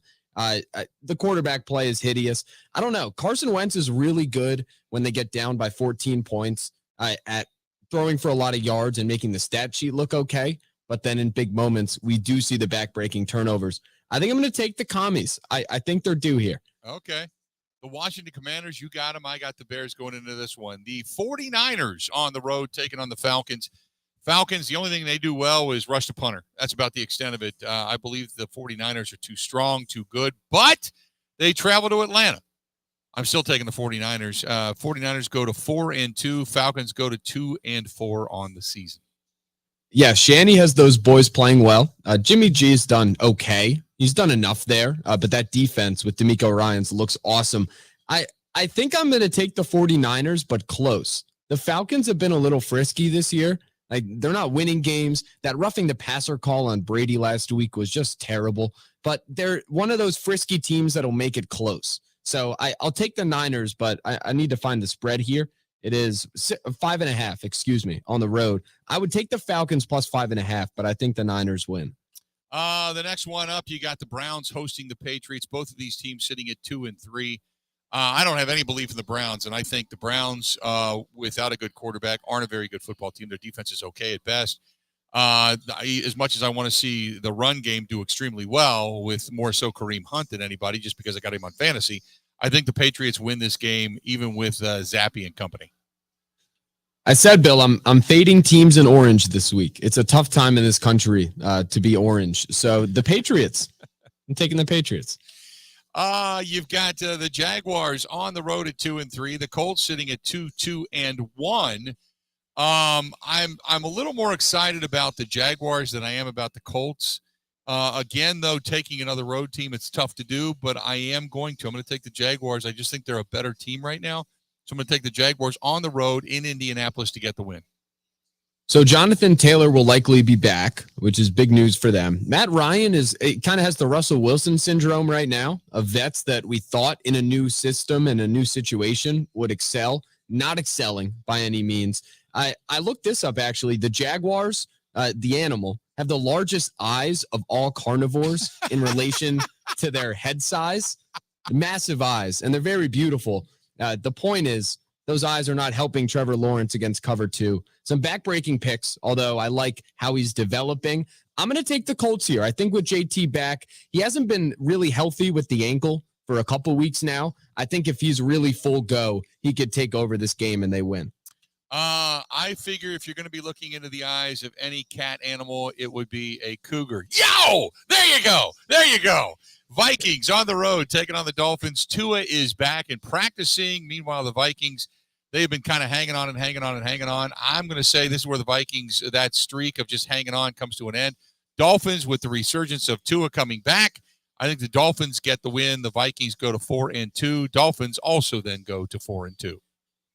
Zach Wilson is coming to town this weekend. I think he would agree in the line of Cougars. So the Dolphins removed the ping pong table from their locker room this week. That's the big story around this game. Yeah. Mike McDaniel said maybe they got to focus on the film a little more. If you remember, the Brewers made a big deal that when they got the ping pong table, they started to have fun again after Stearns kind of messed them up with the Hader trade.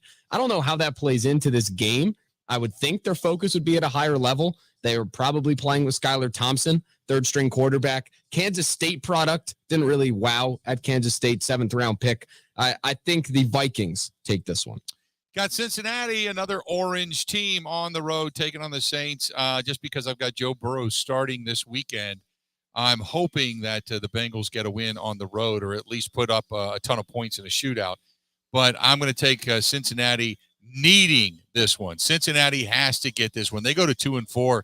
That run they had last year, they will then, in my opinion, solidify themselves as yet again another team that loses the Super Bowl and cannot make it back to the postseason the following year. This is a big game for them. They have to win it. Cincinnati gets the win. They knock off the Saints. Oh, Bill, the Bengals are an orange team. They're playing against the orange quarterback, Mr. Andy Dalton, right? Probably starting unless Winston is back. Taysom Hill ran wild. I just like the Taysom Hill Packers should have kept him comments. I'm going to Kirk Herbstreit this game. I have no pick. Orange quarterback on one side, orange team on the other. I'm going to abstain here.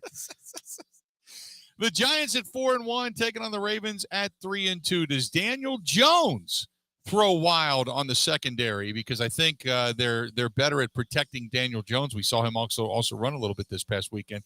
Ravens on the road. Do the Giants? Do I dare say they go to 5-1? I do. I say the Giants win at home. They're fast making a believer of me in the fact that the secondary of the Ravens stinks, and they're going to be trying to put a pass rush on Daniel Jones, which is much harder to do than when they did it last week when they beat the hell out of Joe Burrow in Cincinnati. I'm going to say the Ravens lose on the road. Giants win at home. Wow. So the big note here, the Giants punter, his name is Jamie Gillan. He is Scottish. He has been having trouble getting back into the United States after the London game. His nickname is the Scottish Hammer. I don't know how that plays in, but that's his nickname. He has not been back in the United States since the London game, so the Giants have been working out punters just in case he can't come back. I think they'll need to punt a lot. I think the Ravens win. I don't think the Giants are good. No matter how many impressive wins they can pile together, maybe they're well coached, but their team on the field, I cannot be convinced it's good. We'll roll through the rest when we come back. By the way, the teams on a bye this week, the Lions, the Texans, the Raiders, and the Titans. All four of those teams on bye this week. We are broadcasting live. We're down here at the MECCA Sports Bar and Grill. We're brought to you by our friends at Bud Light, the official beer sponsor of the Bill Michaels Sports Talk Network. The Huddle continues after this. This is the Huddle with Bill Michaels on the Wisconsin Sports Zone Network.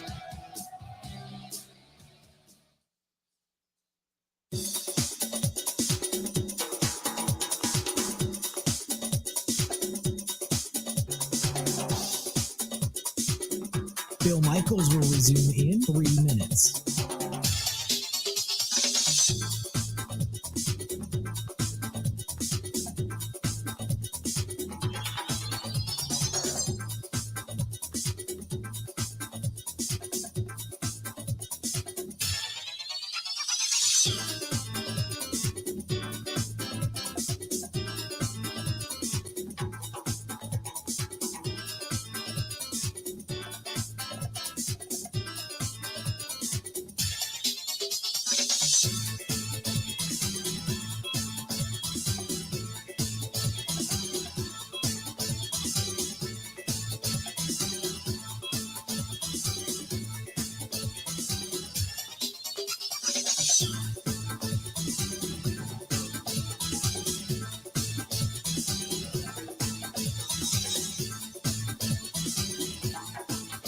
Bill Michaels will resume in 2 minutes.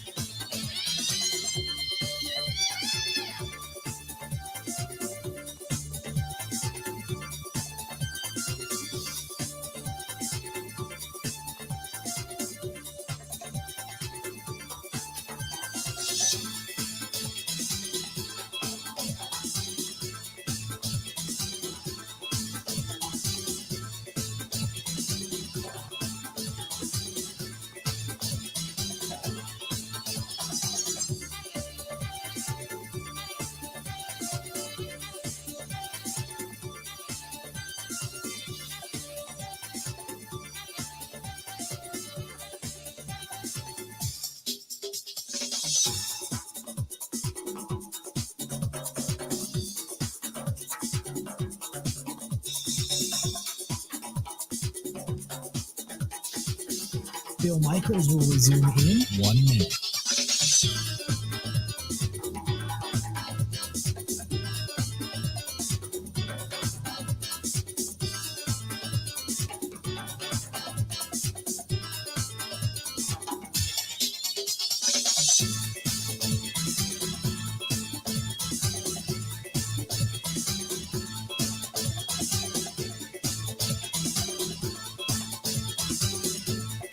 Bill Michaels will resume in 30 seconds.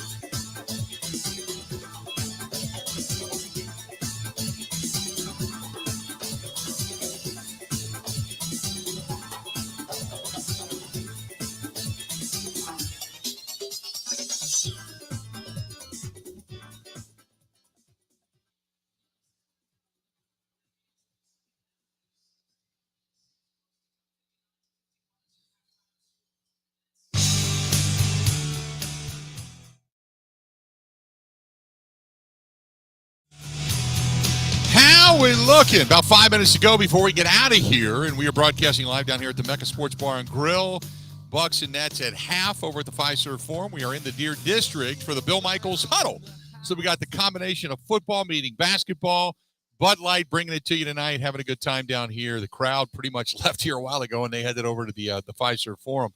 Good crowd there tonight. Not huge or sold out by any stretch of the imagination, but a decent crowd over there and a few people hanging out, listening to the program down below, and also watching the game over on the big screens. We continue on making our picks. You got the Buccaneers on the road at 3-2, taking on the Steelers at 1-4. And Ben, there's no way in hell I could take the Steelers. As much as I love Mike Tomlin, this might be the beginning of the end.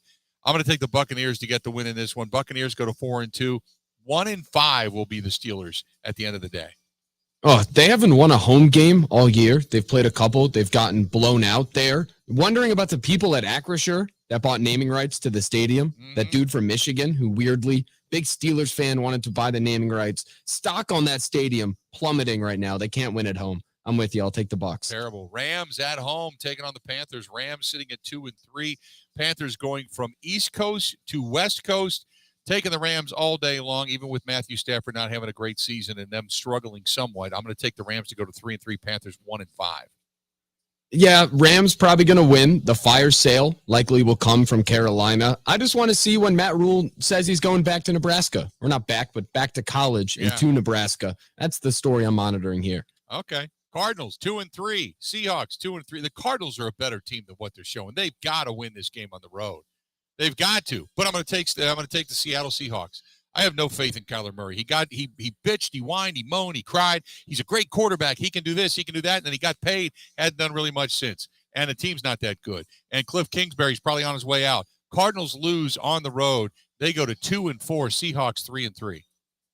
I wish I could pick this game after seeing what Kyler wears pregame. Because if you saw what he wore last Sunday, pretty much showed you they were going to lose. Just a weird highlighter suit kind of deal. I didn't see it, but I heard it was hideous. Not a fan. Shield your eyes. You don't need to look it up. The Cardinals win on the road, and they lose every home game they play. So I'll take the Cardinals to win. Big games coming up. The next two are huge. You've got the Bills at 4-1 on the road against the Chiefs at 4-1. And this is a rematch of that AFC playoff game that was just so spectacular.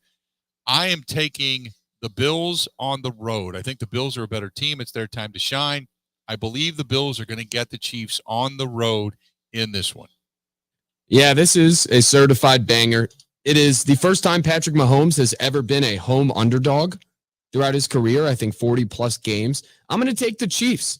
I think they showed me something on Monday night where they got punched in the face. They responded. They were fired up. The Bills, they're probably the two best teams in football, but in Kansas City, I'll take the Chiefs. Then you got the Cowboys on the road against your Eagles. Eagles, the only undefeated team in the National Football League. Cowboys and Cooper Rush, they have been wildly successful with Cooper Rush. He has won now 4 straight for the Cowboys.